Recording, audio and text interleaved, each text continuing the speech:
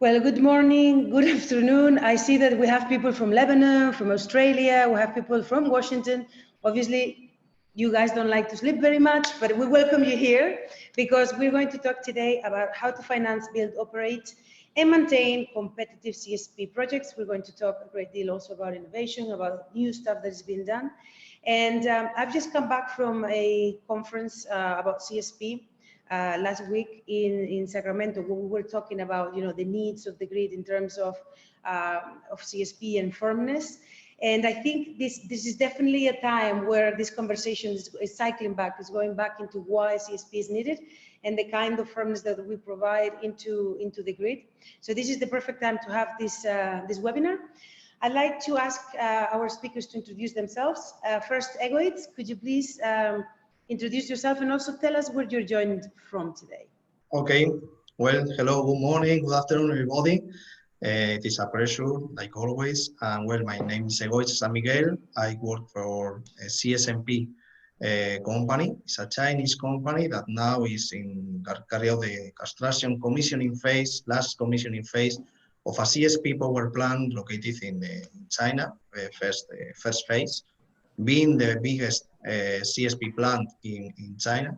And well, I work several years in other EPC players from Europe that have previous experience and previous contact with China. This is my relationship with Chinese companies. And well, it is just I like to focus better and explain in the presentation how is the power plant of Urat, and also speak about the finance, other topics, and try to generate questions. Excellent. Thank you very much, Egoitz. And Stefan, please, could you introduce yourself? Yeah, hello. Also from my side, Stefan Ludewig, my name. I'm from Siemens Energy, located here in Görlitz in Germany. And I'm responsible product manager for our industrial steam turbines. And among many, many other applications, we are also supplying our steam turbines into concentrated solar power plants. And thank you for the opportunity today to give you an insight on that, how our steam turbines help the CSP power plants to increase their efficiency. Thank you very much, both Egoitz and Stefan. I just wanted to take this opportunity to also thank the companies that made this content possible. You know, we build content thanks to the companies that support us doing that. Those companies are Siemens, SQM, and Sterling and Wilson. We're very thankful because thanks to the help that they give us, we're able to put all of these really interesting presentations for you. So let's go ahead. Okay, first we're going to hear from Egoitz, then we're going to hear from Stefan, and then we're going to take questions. Okay, you can use the Q&A box to send the questions through. You know, for anything else, you can just also use the chat. And I'm going to ask now Anna to stop sharing your screen so that Egoitz can prepare. And whilst Egoitz prepares his screen, I just wanted to remind you guys that we're recording this session as always. You know, many of you are already people who know as well, and we will have the recordings available, and we'll send them to you in a few days. So Egoitz, are you ready with your presentation? Go ahead. Yeah, well, yes, I'm ready. Perfect. Yes, sir. Can you put that in a large screen? Yeah. Perfect. Okay, so we're ready. We can see your presentation. Go for it. Okay, well, first of all, I will explain my presentation. I like a little bit presentation about the company, because in the last months changed, okay, because merged with another big Chinese company, having a bigger group, so better to carry out the finance and so on, and a better player in the market. And later, I will focus, because in terms of finance, more or less the rules in China are very similar to other CSP projects in the world, in other parts of the world. So how we can introduce new components, because it's a must in the company, it's a must for the CSP market, because at the end, all the people demand new components that like to decrease the CapEx and the OpEx, and what we carry out to carry out the bankability, validation of these components in the project. And later speak how we are focusing now the operation and maintenance of the project, because well, now we are in the last stage of the commission, just to reach the full capacity of generation of the power plant, but how to reach the operational maintenance in a country that is difficult to introduce foreign companies with a complete package like other parts of the world. So how we are doing, okay? So just to introduce you, the name of the company now, CSIC joined with a company called CSSC, now is one of the biggest, both are both national companies, and nowadays is even more bigger, as you can observe in the screen, being one of the largest shipbuilding in the market. But I just like to remark that the 40% of the business is shipbuilding and the 60% is manufacturing of components, construction of equipments, EPC player. The company have a long experience in wind sector because it's one of the top 10 wind players, like Siemens, like Vestas, like Nordex in the market. And also like to introduce in CSP because see that there are a lot of components inside the company that can be useful in the construction of the power plant. So follow the presentation of the company. I focus a little presentation about Urat. Well, now is in the commissioning phase of this power plant, Urat CSP power plant. The capacity of the steam turbine is 100 electrical megawatts. Thermal energy storage is 10 hours. And well, you see the data at the beginning of construction was approximately April 2018. In the EPC distribution, we need to take into account that some companies, foreign companies, participate in this project. Like for example, in the engineering, part of the basic engineering carried out by a Spanish company, but the rest of the engineering of basic and part of the detail carried out internally with CSNP and jointly with the Design Institute, that is a must because they need approval of the drawings and so on. We call here in China blueprint. In terms of equipment, there are some equipment that is international because China have a big manufacturing capacity, but cannot manufacture all. And other companies have to carry out the detail of the components, or detail of the equipment, some specific part and critical parts. In terms of equipment, the CSIC company supply also some components, and CSP carry out the construction, and also helped by other local companies like construction, piping, and so on. In commissioning, we are doing internally completely with a team, foreign and Chinese team completely, and also the local companies because it's the same like engineering. You need a local company that have the authorization to carry out the commission. So it's the same rules. And in terms of operational maintenance, now we are teaching a team that is part of the commissioning that, well, now is a better learning during you carry out the commissioning to how to carry out the operational maintenance, and also internally, thanks that we are working in the engineering phase, carry out all the procedures and so on. So to have an idea about the schedule of the power plant, we begin the basic engineering, let's see, at the beginning of 2018. And now we are finishing in the commissioning engineering, all the procedures, manuals, and so on, some engineering topics, but well, it's minor issues and it's more focused to help to the commissioning. And you see, well, it is necessary to remember everybody. Here in China, the winter is, well, the months of the winter is, the temperature is so low. For example, this year in December and January, we have -20 during the sunny hours. So it is impossible, well, it is feasible to work, but it's not feasible to advance so much. So we consider as different, like other countries, other CSP power plants experience, that there are 3 months per year that the conditions to advance are not so suitable, like for example in Spain, South Africa, and so on. So when you carry out a schedule, well, this is a problem. Another advantage that have China is that have a big capacity mobilization. That it means have a lot of workers, have a lot of machinery, so they recover the time during since April to September. The advance of the construction of the power plant is spectacular. The rest of the year is not so spectacular. Okay, we compare with the rest of the world. In this, well, I saw photographs just to have an idea. Begin the construction. Well, November 2018, begin the construction, begin the erection of the pylons in the solar field, and begin the construction of the main building. And you see that in 1 year, more or less, in terms of the construction, all is finished, and the piping have a huge advance, and all the electrical cabinets. And we have this is the aerial photo taken to -15 degrees in Christmas. And well, you can see that all the solar field is finished, but there are 2 areas here located that you don't see parabolic collectors, which is the reason. It's an area for R&D developments, for R&D of new parabolic collector, of test new parabolic collector, or a tower is the area of R&D. So the purpose of the company is, if we can get sun energy, we have to the electrical generation is permitted as per the rules of the government. So we have our installations, and we have already. We don't need another pilot CSP power plant. In terms of the solar field supply chain, which introduced new in Urat.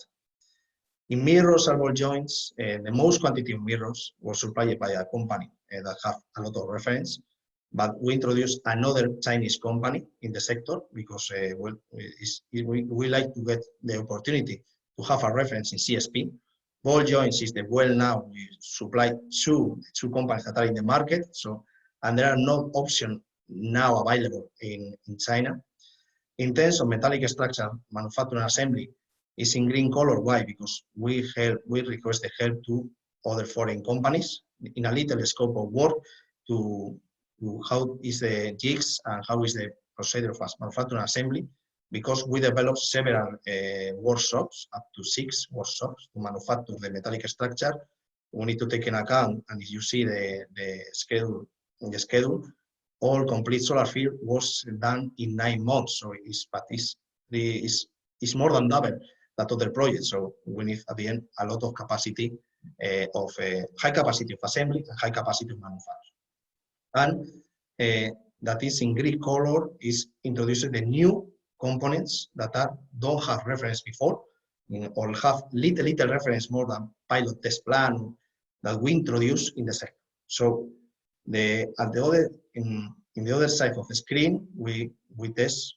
This is the test of how we carry out the test to get the bankability to the finance, because at the end the finance requests us, okay, you introduce new components, but you need to prove that this is okay or not okay. So in terms of mirrors and tubes, we use independent laboratories that are well known in the world to test the mirrors and tubes in a campaign like other projects, and follow for example, the first Spanish project. In terms of the metallic structure, we carry out prototypes, that is, fulfill the tolerance or not. And we carry out at the end, and this is necessary to remark, the first photogrammetry analysis outside Spain, because the rest of the projects don't carry out photogrammetry outside Spain. So we carry out this analysis just to prove, because we can tell you, okay, our intersection factor in the collector is spectacular.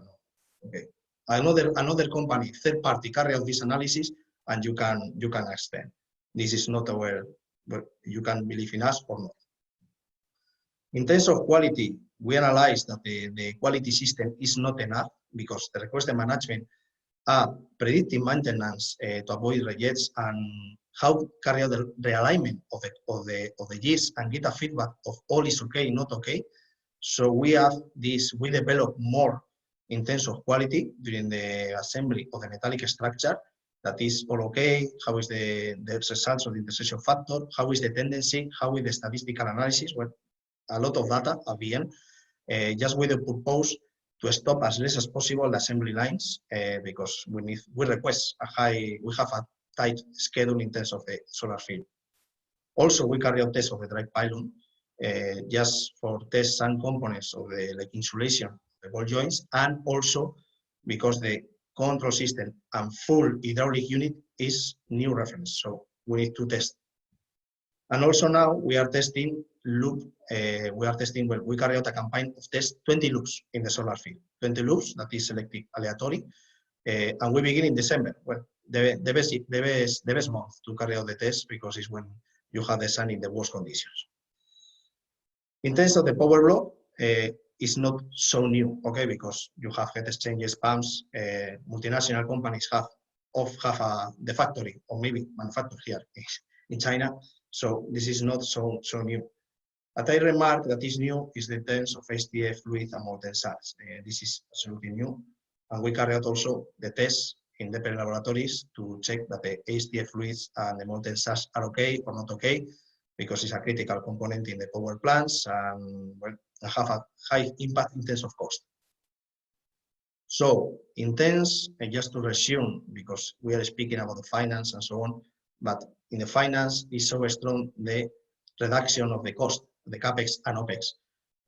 This is the focus full the company to reduce the cost of the power plant, and also, but always maintaining the quality and to reach the serious performance during to have a good to have expected financial model.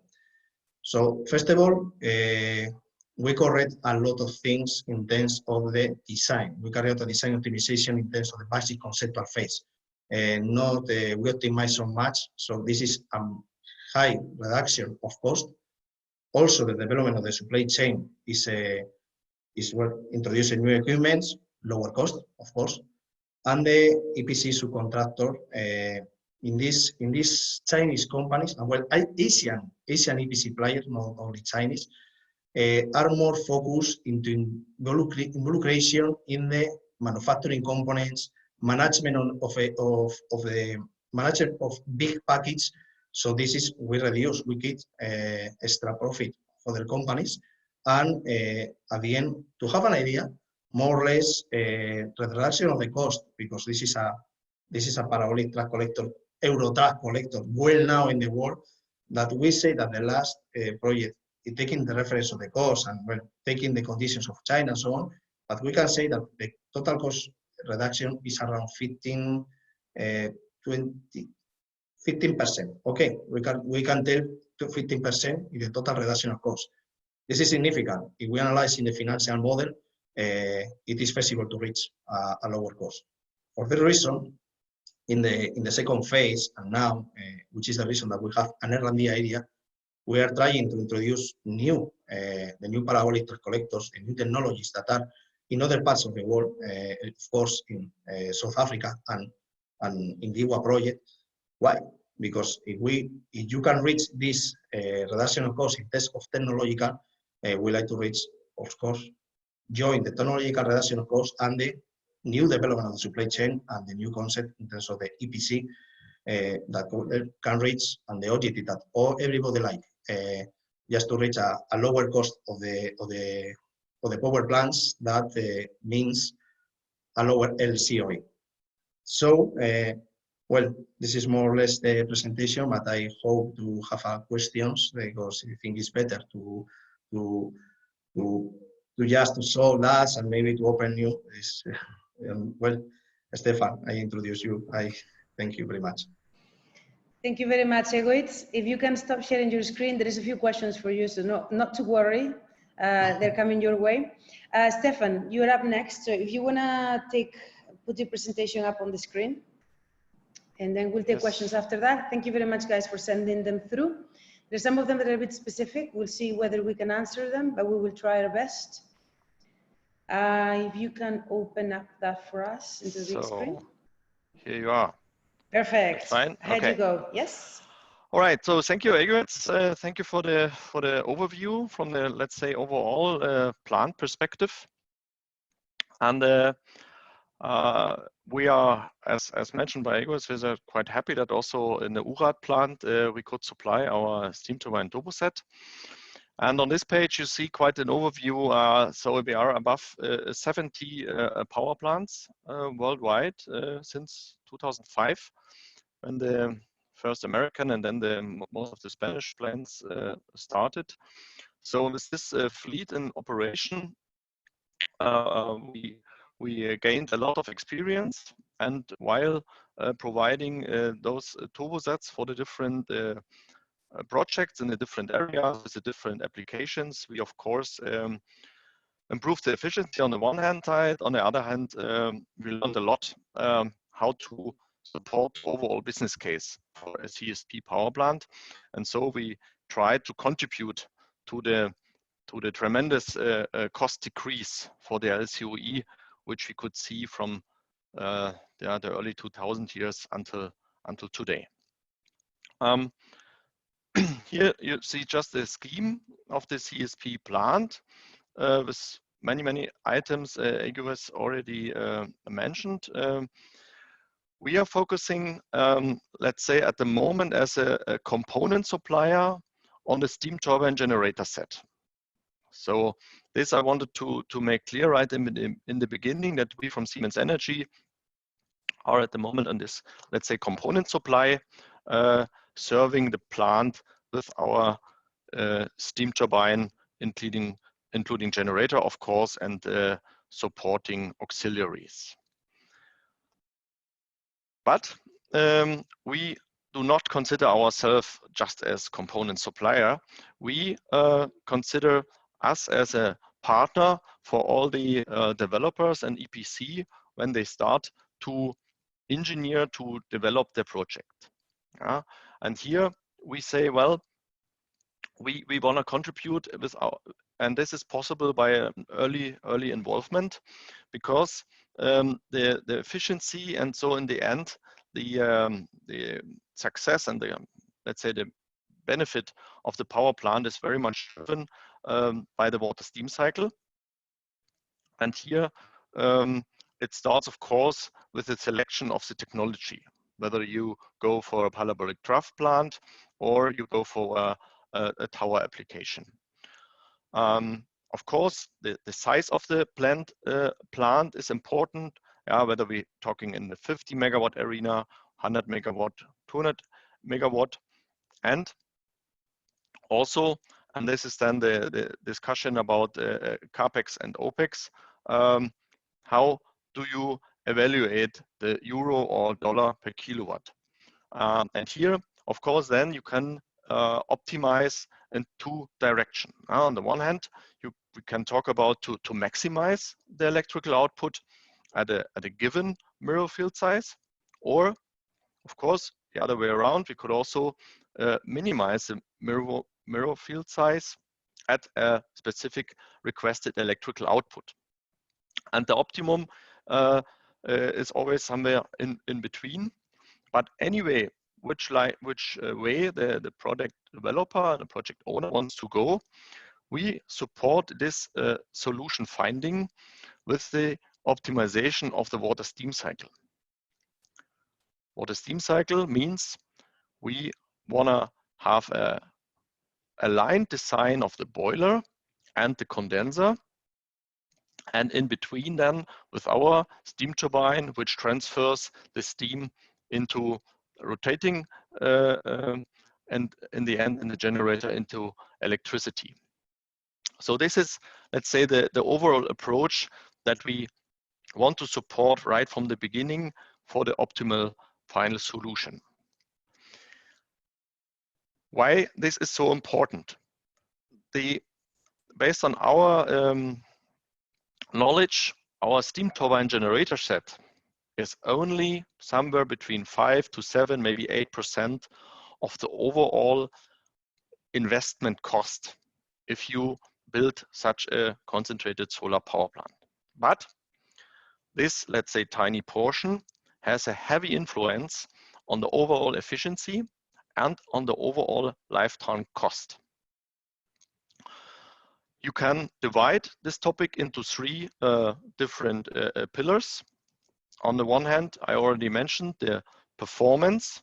So here is about to have a best possible heat rate.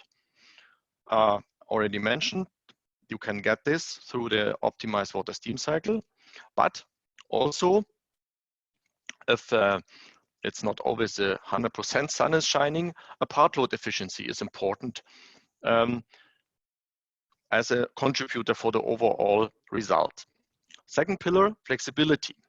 So depending on your plant setup, whether you have a big storage or you have a smaller storage, whether you want to run overnight, startup time is important to be very quick on the grid. Load changes, this is another point to react if the radiation is changing. And of course, for the lifetime, the high number of possible starts of the equipment. Last but not least, it's about availability. So depending on your approach, we're talking 20 years, 25 years, maybe even more than 30 years of the lifetime. And then the operational expenses come into account. And here we have, together with our service division, the topic with the maintenance intervals, of course, long intervals, and then if the service is necessary, short overhaul periods. And therefore, we have this long-term service program, and which is also very important to mention, our remote diagnostic system. I will come to more details on the later page. In the end, I always call it a team approach. Yeah, so the boiler guys, the condenser guys, we from steam turbines, if we work together, if we put the facts on the table, exchange our ideas, in the total, in the sum, we can then create a successful solution for the different power plants. Now coming to the steam turbine. So when the water steam cycle is discussed, the technology is clear, the boiler input parameters in terms of the live steam is clear, reheat condition is clear, then we go and look in our building block system to derive the right steam turbine solution for the particular project. And here we can then see which reheat concept is the right one to optimize the particular start times. Starts I already mentioned, and also elaborate on the part load operation.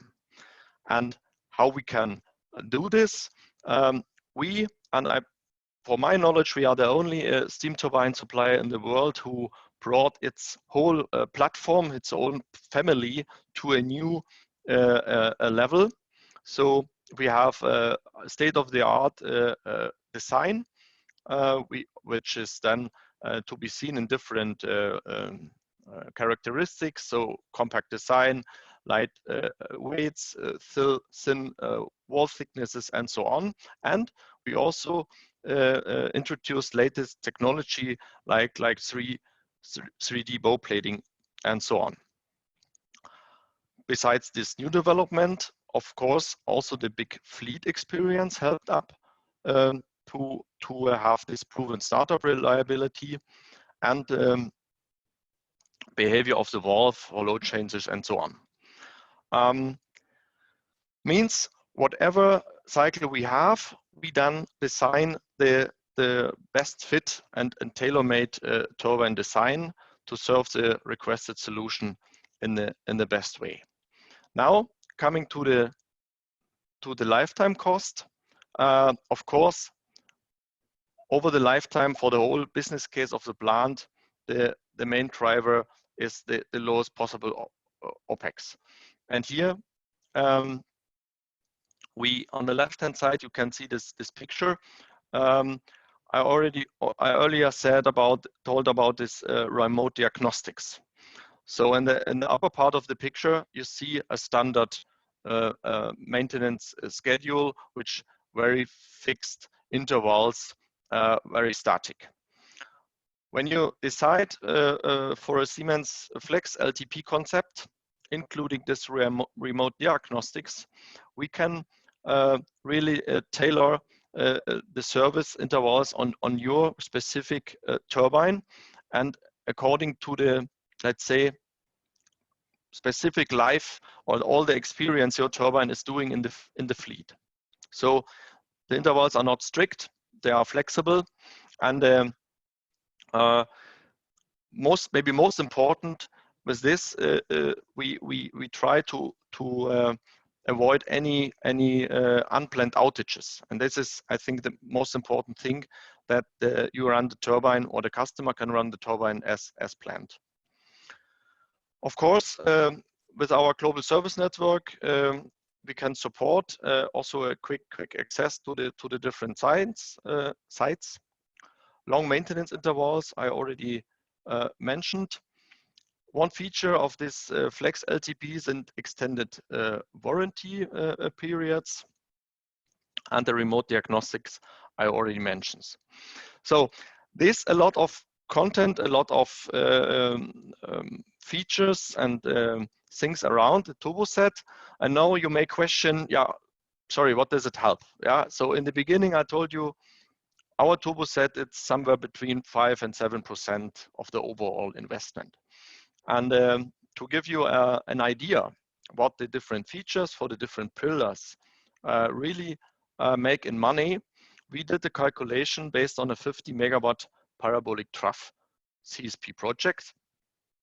Here you find again these 3 pillars: availability, flexibility, and performance, so efficiency.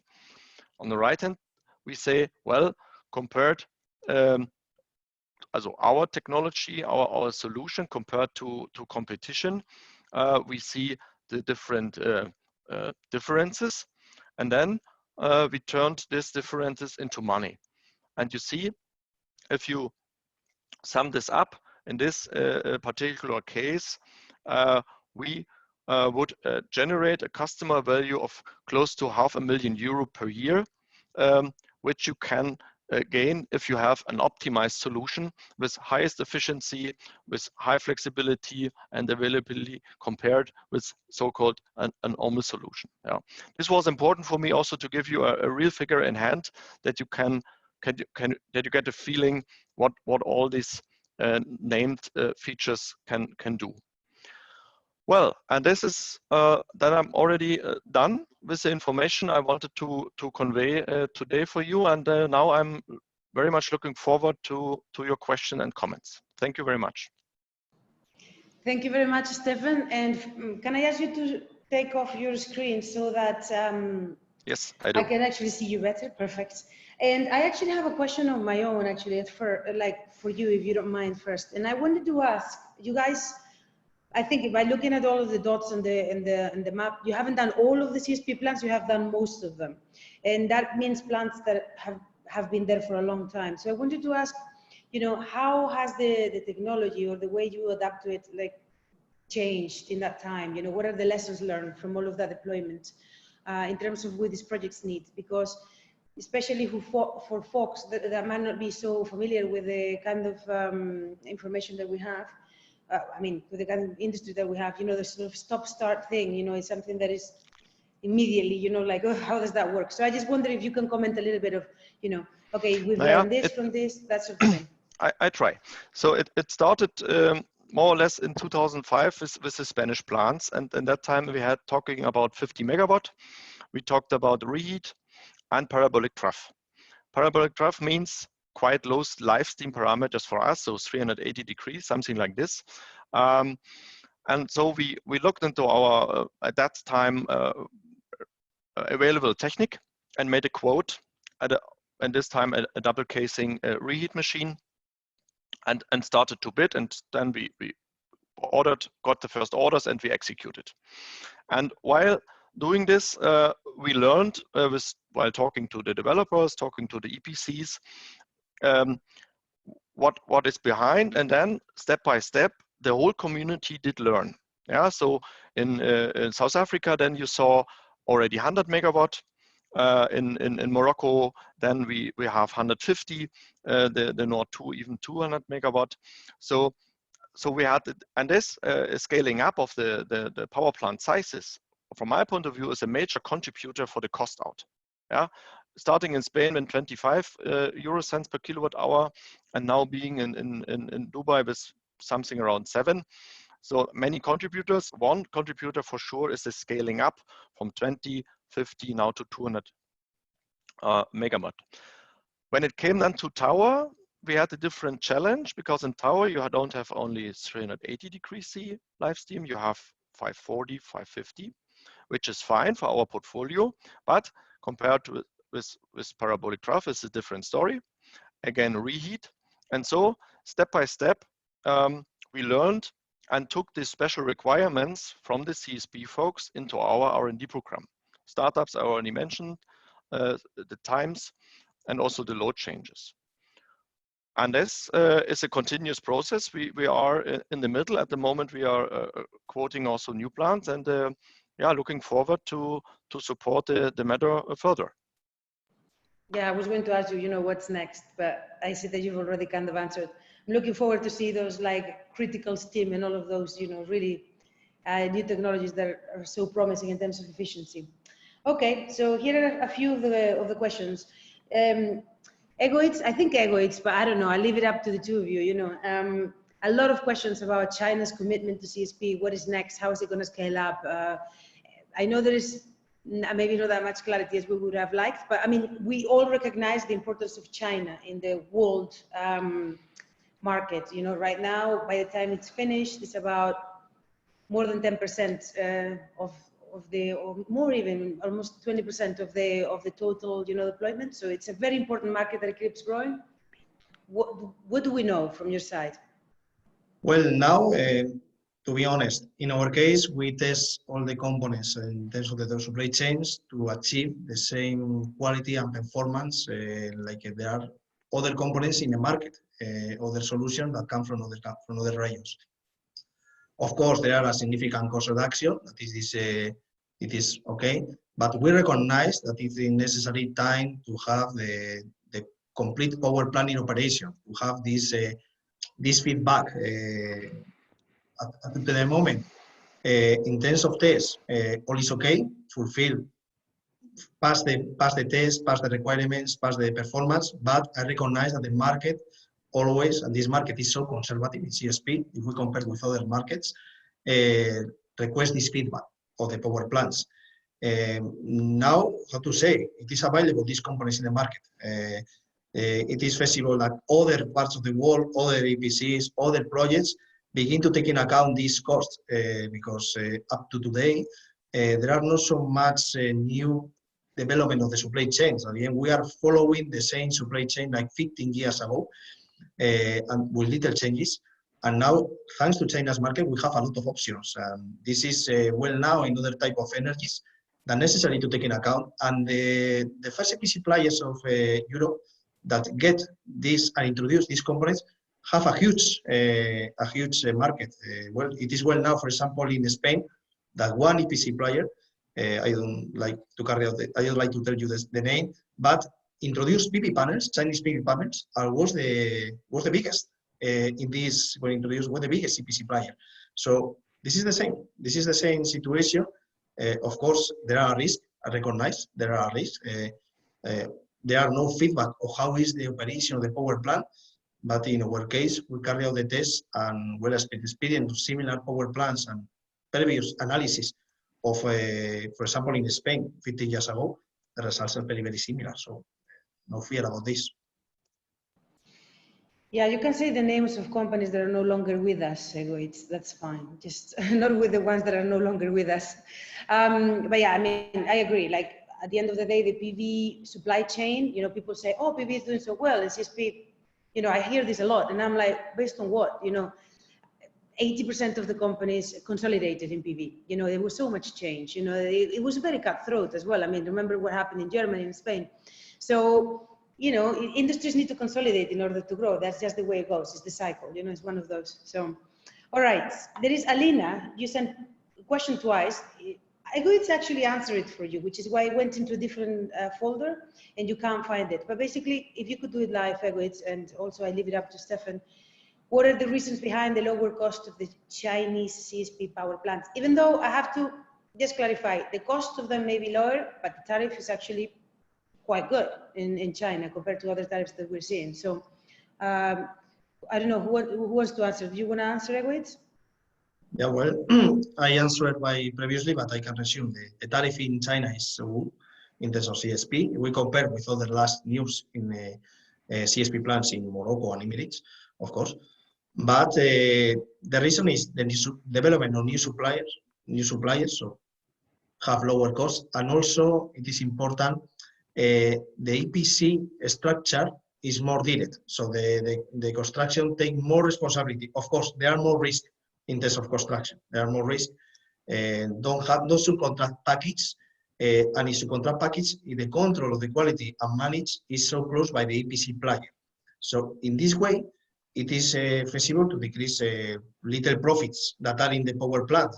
And in the overall, it's a lot of money, as nowadays is the EPC configure.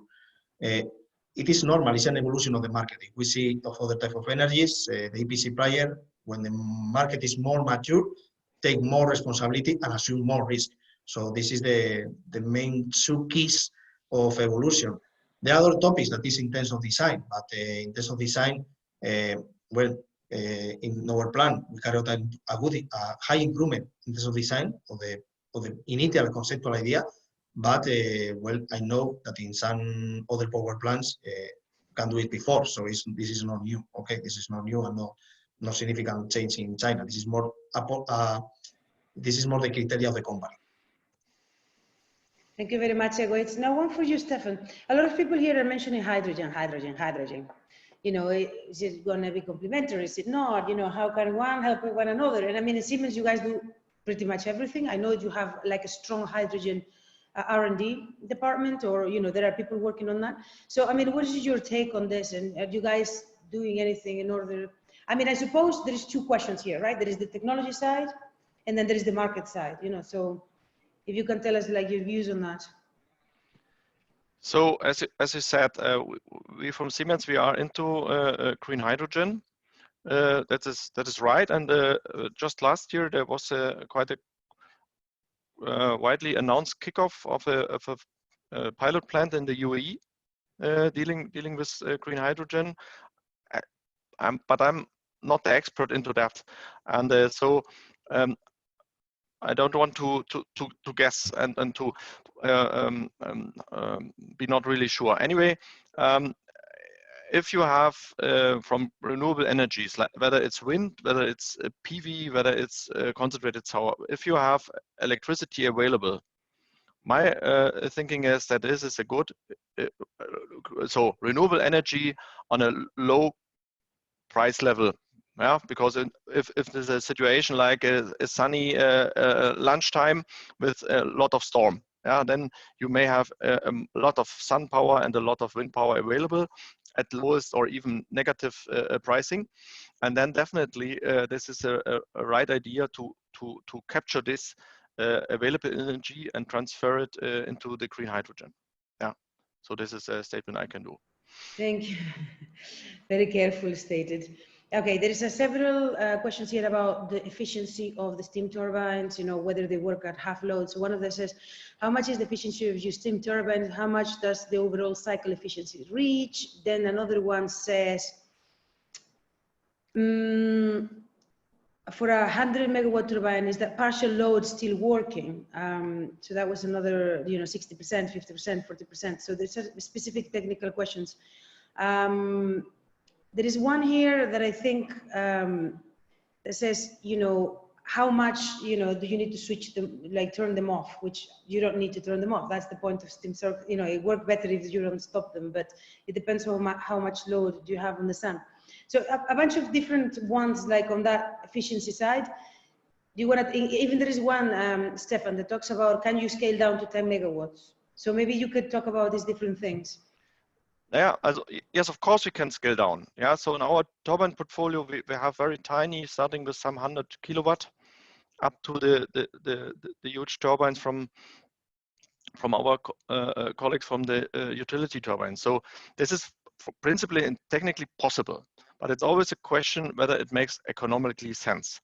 And here, earlier I said for the CSP plants we see, one big lever to get the LCOE down was the scaling up from 50 to 200 megawatt. This is for such large scale correct. And now vice versa, if you say, well, scale it down, then potentially you have again higher cost. And this then depends what the different developers, it's different Ministry of Energy are willing to subsidize or not, what storage you have or not. Are you remote in a little village somewhere in the desert? Are you somewhere connected to the grid? So it's always depending on the concrete situation, but I can tell you we are in contact also with different companies elaborating on the small ones, because I think in the future we will have both. Yeah, we will have the big large scale connected to grid, whether connected with PV or not, I don't know, but and we will have decentral solutions. Decentral, maybe in one container, yeah, which are for remote places, also to give the power to the people there. It's always a question of the concrete situation, but I can tell you we are in contact with some companies to exactly also research on the small ones.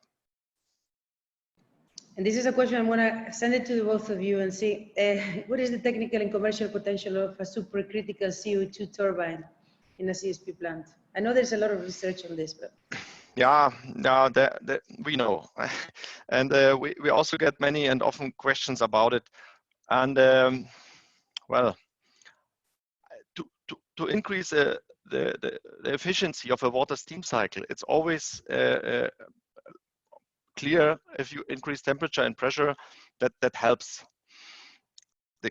Again, the point is, does it make economically sense?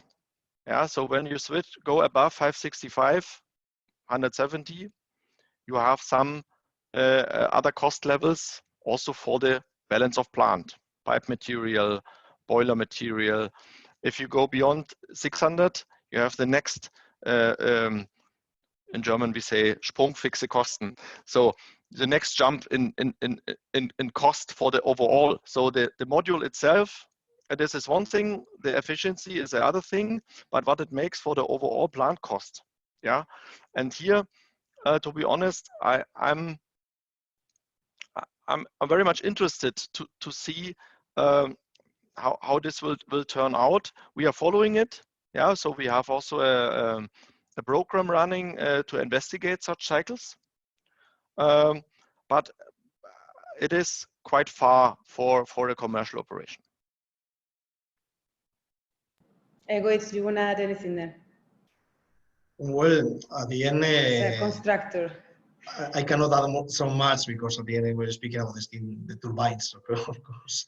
But I have to say that in terms of now when you decrease the price of electricity that you like to sell, begin to be, you focus of course in the technology to achieve more bigger efficiency of the total annual performance of the power plant, but the cost is a must. So it's like you balance. We check, and we are now checking for the next phases of in China and other projects, which is the best configuration. And maybe some components that are not have a little less efficiency, but the price is so lower, it is better to introduce, and you lose a little efficiency in the power plant, of course. But in terms of LCOE financial model, the solution is best. So it's more competitive. It's more competitive. It's also whether it's bankable, right? Bankability is a big deal as well. Yeah, well, always taking account bankability, but well, considering that both products are bankability, but you have one product that is cheaper, so much cheaper, big lift, not only 1% different. Okay, more difference, but you have a little difference in terms of efficiency. It is better to introduce the component that have a lower efficiency, because at the end, yes, we focus in the efficiency. This is so technical, but we need to take into account that the market speaks in terms of economical, and the market is okay. CSP can achieve a lower price of 7, 6, 8 cents dollar per kilowatt. This is the main question in the market, and you need to take into account, of course, the cost. Okay, let me ask a couple more questions. One is definitely for Stefan. It says, do you have any R&D activities on CSP plus gas turbines? I know there has been some projects, but I don't know whether there's anything current. Actually, not really to my knowledge that we have CSP in connection with gas turbine. To be honest, the standard of the industry right now is steam turbines. I mean, no questions asked, you know, that's what we're asking. But I know that there's been a lot of R&D, at least in the past, in terms of gas turbines, but I don't know the results of that or what happened either. And another of the questions here is about the market. So there's two, and I'm going to combine them. One of them talks about do you think in the next years we will see CSP replace coal, or even if we integrated in other power plants? And if so, what is your expected horizon? And someone else asks, you know, what are the markets that you see for the next decade? So I want to combine them both. Yeah. The last few hours, Europe. So, good question. Over from 2005 to today, as I said, the LCOE is nice decreased. So now we are around 7 or 8, depending on the interest rate, maybe also 9 cents per kilowatt. Means the bridge to the conventional coal-fired power plant or gas-fired power plant is very small compared to the initial bridge we had in Spain. And anyway, at the moment, to be honest and open, the market is quite slow. And here, this is a topic where I'm struggling with how to market this CSP technology towards the energy ministries. Yeah, so last time in Madrid, we also talked about it. We CSP experts, we are clear and we say, well, this is renewable and it's dispatchable. Yeah. And in combination with PV, we even come below 7, maybe 5. And the egoist said you need the finance. Yeah, so in China, all the boundaries were there, but still out of the 20 pilot projects, only 6 or 7 materialized. Yeah, just 2 missing financing because the bank said, no, we don't trust, we don't support it. So technology is there, you need the political willingness, you need the banks, and then projects will come. And here the point is how to reach out. I mean, in Morocco, it's fine. Yeah, the king there and the colleagues from Mazen, and they did a great job, and this is a clear roadmap there. But I can't see in other countries in the Sunbelt area this same development. Hence, project development is at the moment very, very slow. And this is, of course, a pity for all the industries who grew up with the boom in Spain and South Africa. Now they need to have more on the pipeline to survive and even more further develop the technology. And this is for me the crucial situation. I mean, UAE is now also nice coming with the Aquadeva project, but we need some more how to convince this the governments just to invest into this technology as a one option in the energy mix. Yeah, it's not about replace all coal-fired plants. It's not about replace all gas, whatever. This is not the topic, but it's a nice and reasonable and effective possibility within the energy mix. Yeah, I mean, definitely things are changing, aren't they? I mean, we have now moved towards 100% renewables in a lot of places. The more variable renewables you put on, then the more you need firmness. You know, firmness is not something, you know, like politicians or regulators or grids thought about. You know, they needed energy. It was delivered when they needed it, and that was it. You know, you burn coal is easy enough. But when you have 2 axes and one of them says my demand and another one says my resource, that's very different. And we just need to make up a new system, you know, with a lot more things. So this is exactly what we're talking about. You know, one of the things that came up in the US was that in the US conference I just went to is that part of the problem is that at the moment there is no need for this like 15 hours of storage in there because they have gas, they have this, they have that. It's patched up.